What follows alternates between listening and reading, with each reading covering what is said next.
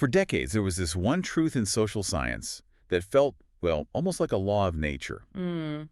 If you mapped out life satisfaction across a person's life, you got this predictable U-shaped curve. Oh, is You he? start out pretty happy, then things dip. You Yeah. bottom out in midlife, around, what, age 50, Yeah, and then you bounce back up. right. And this wasn't just a footnote in a textbook. I mean, this was a really robust pattern. Studies, right. Oh, hundreds.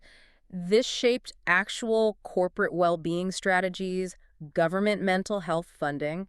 It was the framework for understanding middle age. And that framework is now broken. That's the headline. It's not just bent, it's shattered. The research we've looked at shows that historical U-shape has effectively vanished across Western Europe. Yes. And what's replaced it is this startling new map, a huge geographical split. The assumptions we've all worked with for, 50 years? They just don't apply anymore. Okay, so that radical shift is what we're digging into today. Mm. This is a deep dive into 5 decades as evidence. We're focusing on 21 Western European countries. And the data set is massive. We're talking over 2.4 million observations from the Eurobarometer surveys, stretching all the way from 1973 right up to this year, 2024. And our mission here is to really synthesize this transformation and figure out what it means for you. Exactly. Whether you're a leader, a policymaker, or just trying to figure out your own path, we need to understand where to put resources to support well-being based on what's happening now, not 10 or 20 years ago. Okay, let's unpack this. Before we get to the vanishing act, let's be super clear on what we're measuring. This isn't about, having a good day versus a bad day, is it? No, that's a crucial distinction. When we talk about life satisfaction, we're measuring a cognitive evaluation.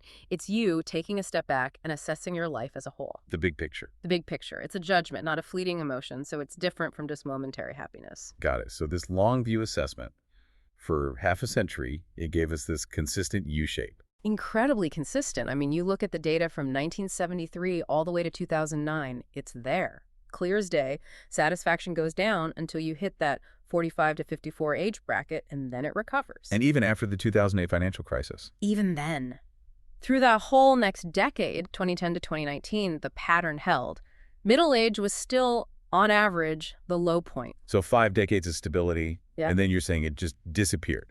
In just the last few years, that sounds almost impossible. Did it hold up anywhere? That's what's so striking. The shift is so recent and so comprehensive for the region. When researchers isolated the most recent data, so responses from 2020 to 2024, the U-shape as a unified pattern is gone. Not just flattened, but gone. Gone. It's fractured into these completely different geographical trends. So if there's no U-shape, what are we looking at now? What's the new shape of well-being? Well, we're now looking at 2 very distinct geographical clusters. And they basically present opposite problems for anyone trying to manage well-being in their organization. Opposite problems. Okay. So first, you have the Northern European cluster. Think Germany, the Netherlands, Scandinavia, about 13 countries. And what's happening there? In that cluster, life satisfaction now rises with age. Rises. So it's an upward slope. Exactly. The whole challenge has inverted. It's now the young adults, the early career workers, who are reporting the lowest life satisfaction. Wow.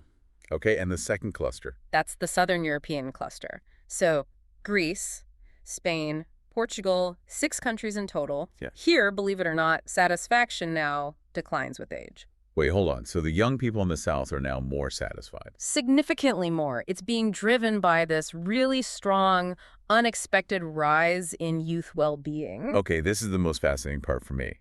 I mean, if the problem in the North is struggling young workers, why are young people in the South, a region we usually associate with, more economic turbulence, suddenly doing better? This is where it gets really compelling because the sources link this directly to structural changes, not just, say, a shift in mindset. The improvement for young people in the South correlates very strongly with a dramatic improvement in their job market since about 2015. So better objective opportunities lead to better subjective well-being. Yeah. It sounds simple, but that's a huge claim. Is there a concrete example of this? I mean, couldn't it just be a coincidence? Well, you can never prove causation from correlation alone, but Yeah. the numbers here make a really powerful case. Let's take Greece as a specific example. Yeah. In 2015, youth unemployment in Greece was, it was staggering, 50.4%. Half of young people out of work. Half.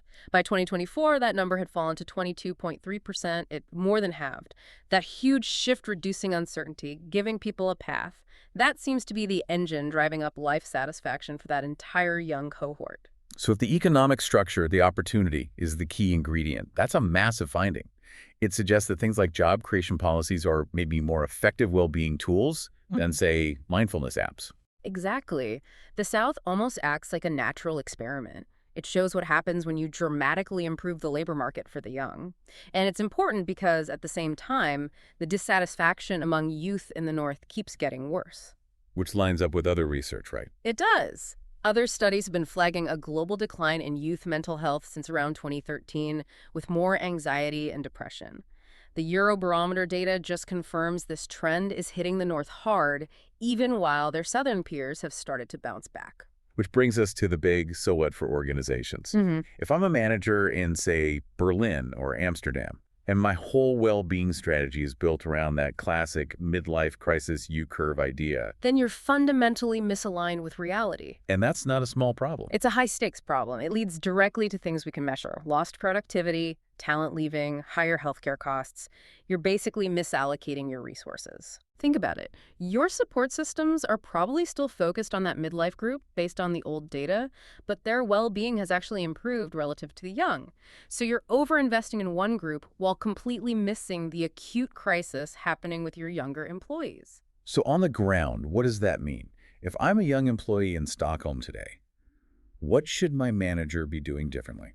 Well, first, the data suggests you're likely feeling more general distress than your older colleagues, probably tied to financial worries, housing costs, maybe even social isolation from hybrid work. And that affects my work. Directly, lower life satisfaction is linked to lower job performance, and, this is the critical one, higher intention to quit.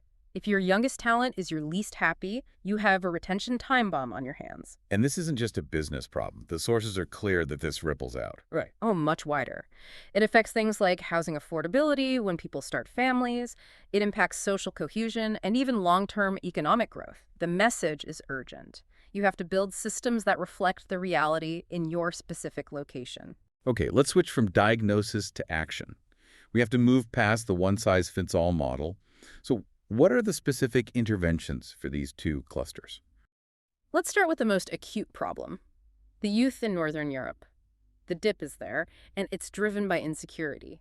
So interventions have to hit those core issues: economic security and career progression. So this is more than just, offering a wellness app. We're talking about structured career development, clear, transparent paths for promotion. Exactly.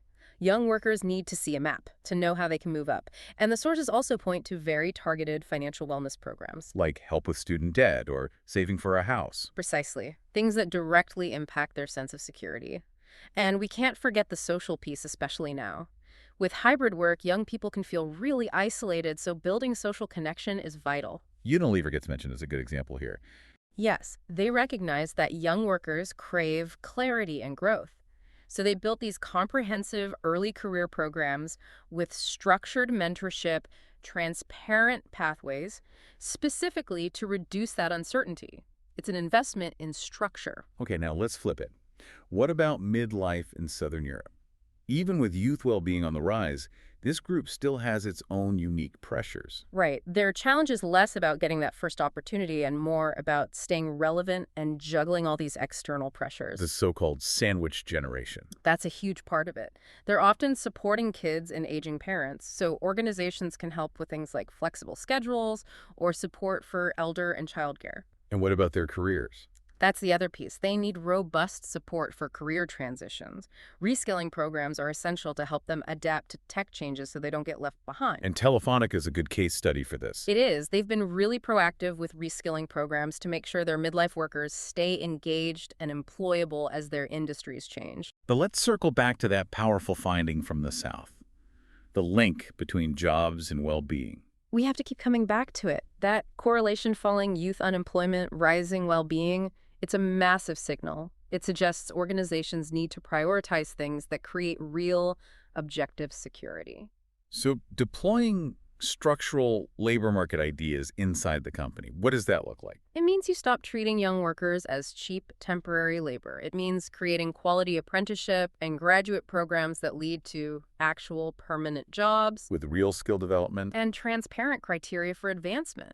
It's about signaling commitment, which is what reduces that existential dread that's so prevalent in the North. The Siemens model comes to mind. Yeah. They're often seen as the gold standard for this, aren't they? They really are. Their apprenticeship programs across Europe are famous because they're designed to lead directly to permanent jobs. They give you skills, security, and a clear ladder to climb. When you provide that structure, you provide well-being.